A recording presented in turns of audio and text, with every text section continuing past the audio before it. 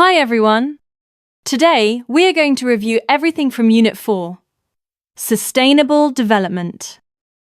This review will cover the following parts: definition of sustainable development, social, economic, and environmental issues, vocabulary, changing nouns to adjectives, confusing words, and collocations, language function, expressing cause and effect, grammar, future perfect.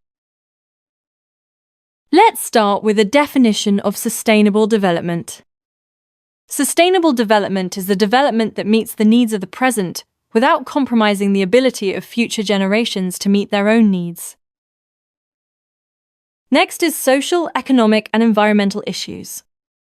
Social issues: healthcare, social justice, poverty elimination, property rights, equal pay for women. Economic issues: raw materials, micro enterprises, money investment, energy preservation, transport infrastructures. Environmental issues: water pollution, climate change, forest preservation, ecological crisis, recycling waste. Let's move to sustainable development vocabulary.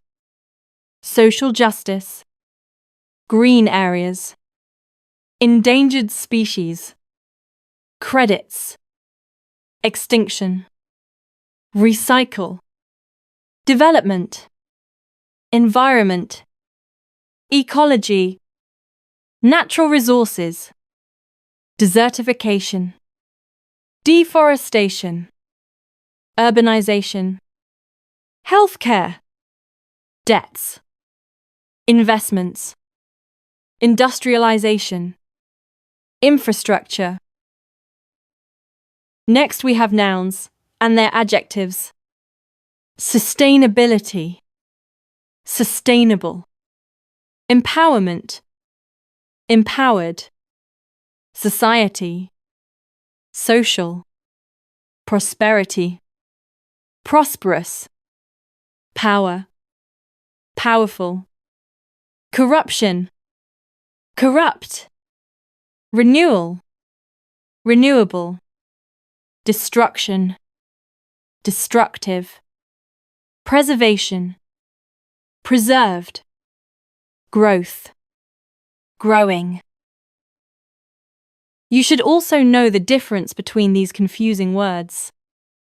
Capital, capital, collaborate, corroborate, affluent, effluent, indigent, indigenous, compulsive, compulsory, assistance, assistant. Now let's move on to collocations.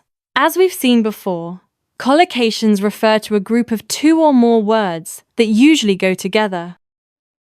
Sustainable development, civil society, urban areas, renewable energies, non-governmental organizations, microcredits, water shortage, natural resources, armed conflicts, endangered species, green areas, developing countries, developed countries, underdeveloped countries.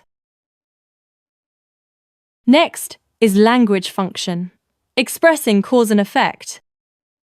To express the cause, we can use since, because, as, because of, due to, owing to, thanks to. First, let's talk about the cause. This is when we want to explain why something happened. The rule is simple. Because, or since, or as, plus subject plus verb. You don't need to change anything in the sentence. Let's read this example. I didn't go to school. I was sick. The cause is I was sick. The effect is I didn't go to school. I didn't go to school because I was sick. I didn't go to school since I was sick. I didn't go to school as I was sick. Let's see another example. Aicha got the first mark. She worked hard. Aicha got the first mark because she worked hard. Aicha got the first mark since she worked hard. Aicha got the first mark as she worked hard. The words due to, because of, owing to, thanks to are followed by a noun or a gerund, verb plus ing, or the fact that plus subject plus verb. If the exam asks you to use them, you have 3 options. Here are the tricks. Trick number 1. The noun trick. This option is the hardest. You have to change the adjective to a noun. Let's read this example. Hind is intelligent. She answered correctly. Due to her intelligence, Hind answered correctly. Because of her intelligence, Hind answered correctly. Owing to intelligence, Hind answered correctly. Thanks to intelligence, Hind answered correctly. Now let's see trick 2. The being trick. If you have the verb to be, is, was, are, change it to being. For example, Hind is intelligent. She answered correctly. Due to being intelligent, Hind answered correctly. Because of being intelligent, Hind answered correctly. Owing to being intelligent, Hind answered correctly. Thanks to being intelligent, Hind answered correctly. Trick number 3. This is the easiest trick. If you can't find the noun, use this phrase, the fact that. After this phrase, you can keep the subject and verb exactly as they are. For example, Hind is intelligent. She answered correctly.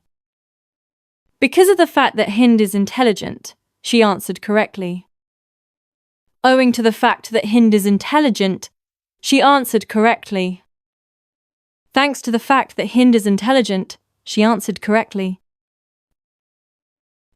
Let's move on now to expressing effect. To express the effect, we can use because of this, consequently, as a result, as a consequence, so, therefore, thus, for this reason. Here, we write the cause first, and then the result. Consequently, as a result, therefore, thus, so, for this reason usually come at the start of the second sentence. Punctuation is very important here. Usually we put a full stop before them and a comma after them. Let's read this example. Mohammed got a job. Mohammed is a gifted person. Mohammed is a gifted person. Therefore, he got a job. Mohammed is a gifted person. Consequently, he got a job. Mohammed is a gifted person. For this reason, he got a job. Mohammed is a gifted person. As a result, he got a job. Let's see another example. The food was too spicy. Basma was angry. The food was too spicy. Because of this, Basma was angry. The food was too spicy. Thus, Basma was angry. The food was too spicy. So, Basma was angry. Finally, grammar. The future perfect tense. Affirmative form. Subject plus will have plus verb in the past participle. Negative form. Subject plus will not, won't, have plus verb in the past participle. Question form. Will plus subject plus have plus verb in the past participle? Let's move to another important aspect: usages. We use the future perfect in two main situations. 1. To say an action will be finished before a specific time. Example: by 10 p.m. tonight, I will have finished my homework. The action of homework will be 100% complete before the clock hits 10. 2. To say an action will be finished before another action happens in the future. Example: by the time you arrive, I will have cooked dinner. Next is time indicators. In the exam, if you see these words, you almost certainly need to use the future perfect. By plus, future time. By tomorrow. By next week. By 2030. By the end of this month. By the time plus subject plus present simple verb. By the time you get here. By the time he arrives. Let's read these examples. By the end of July, I will have passed my back exam. By the time you wake up, I will have left for work. By 2030, Morocco will have organised the World Cup. By next year, my brother will have bought a new car.